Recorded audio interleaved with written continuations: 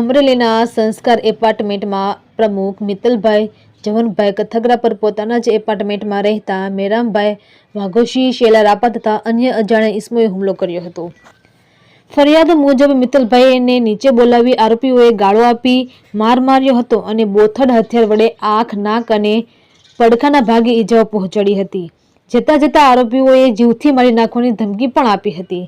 હાલ મિત્તલભાઈ સિવિલ હોસ્પિટલમાં સારવાર લઈ રહ્યા છે। આ બનાવ બાદ પોલીસ ફરિયાદ લેવા ટાળી રહી હોવાના આક્ષેપો પણ સામે આવ્યા છે, જેને કારણે પોલીસની કામગીરી પર શંકા ઊભી થઈ છે। આ કેસની તપાસ પીએસઆઈ આરડી કુવાડિયા કરી રહ્યા છે। હવે જોવાનું એ છે કે પાટીદાર સમાજના યુવાન પર થયેલા આ હુમલાના કેસમાં સમાજ કેટલો મદદે આવે છે। રિપોર્ટર ઇલિયાસ કપાસી, અમરેલી। આ કેસ વિશે હું એ જાણું છું કે મારી ઘરે એક પ્રસંગ હતો, આ માતાજીના નોરતા હતા, બધાને જમણવાર હતો, એટલે અમારે ઘરે મહેમાન હતા બહુ બધા, તો અચાનક નીચે અવાજ આવવા મળ્યો એટલે અમે દોડીને નીચે ગયા ને હું નીચે જઈને જોઉં છું તો અમારે મિત્તલભાઈ પટેલ છે એ અમારા એપાર્ટમેન્ટના પ્રમુખ છે અને હું ત્યાં જઈને જોઉં છું તો એના મોઢામાંથી લોહી નીકળતું હતું, નાકમાંથી લોહી નીકળતું હતું અને આંખમાં પણ વાગી ગયેલું હતું અને 4-5 કે 6 લોકો હતા અને એને મારવાની ધમકી આપતા હતા અને એને મારતા હતા એટલે અમે એને વચ્ચે પડ્યા એટલે એ પછી એ લોકો નીકળી ગયા અને એવું કહીને ગયા કે તને કાલ સાંજે થાય ને ત્યાં તને ગાલી દઉં, એવા શબ્દ બોલીને એ લોકો ગયા। મારું નામ નિખિલભાઈ જોશી છે, હું સંસ્કાર એપાર્ટમેન્ટમાં રહું છું। નીચે પાન માવો ખાવા ઉતરતો હતો, ગાડી એવી 4 વ્હીલ એ ભાઈ પૂછ્યું કે પટેલભાઈ પ્રમુખ ક્યાં રહે છે? મેં કીધું 3જા માળે, કે બોલાવો મારે ચા પાણી પીવાના છે, એટલે મેં ફોન કર્યો હતો।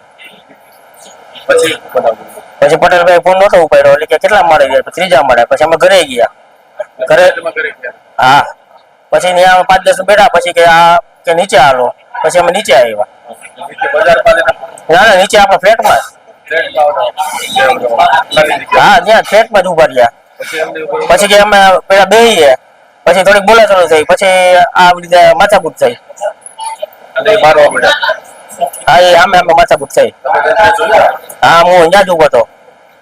મારું નામ તૃપ્તિ હિરેન કરોડ છે, હું સંસ્કાર એપાર્ટમેન્ટમાં રહું છું અને અમારા જે પ્રમુખ છે મિત્તલભાઈ પટેલ એમને આજ જે કોઈ આમ કહેવાય ને ઓલા માણસ કે એવો હુમલો કર્યો છે અને એ જે બિહેવિયર એનું નોર્મલી હતું, એ ચેર લઈને આવ્યા હતા કે બેસો તમે, નોર્મલી આપણે જે વાત કરતા હોય એ કરીએ એમ, પણ એને સીધી દાદાગીરી ચાલુ કરી અને ખૂબ ખરાબ રીતે માર માર્યો છે, ઢસડા છે અને જે લેડીઝ નીચે જે રાત પડે એટલે કોઈ બી વોકિંગમાં તો આવે જ છે, વોકિંગમાં આવ્યા હોય ને એ જે બચાવવા જાય ને, ખુદ મારા સાસુ હતા કૈલાસબેન ગરડ, એને બચાવવા ગયા તો એને આંગળી ચીંધીને અપશબ્દો કીધા છે ને વયા જાવ ને એવું બહુ ખરાબ રીતે એને બિહેવિયર કર્યું છે અને એમે કહેતા ગયા છે કાલ થશે તો આવું થશે અને પીને બેહવાનું જ કામ એનું અને નીચે બેહે, લેડીઝ હોય 1 વાગ્યા સુધી 2 વાગ્યા, એનું કોઈ લિમિટ જ નથી રહી એની।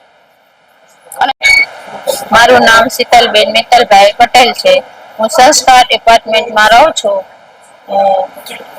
આ મારા પતિ છે, એના ઉપર મેરામભાઈ આહિર કરીને ત્યાં રહે છે, એને આવો હુમલો કર્યો છે અને વારંવાર આવા બનાવ કરતા રહે છે। પોતે પીને આવે અને લેડીઝ ને વારંવાર હેરાન કરે છે, ગાળો બોલે છે, જેમ ફાવે એમ બોલે છે એ લોકો। મારું નામ મિત્તલ જીવનભાઈ કગથરા છે, ઉર્ફે મિત્તલભાઈ પટેલ।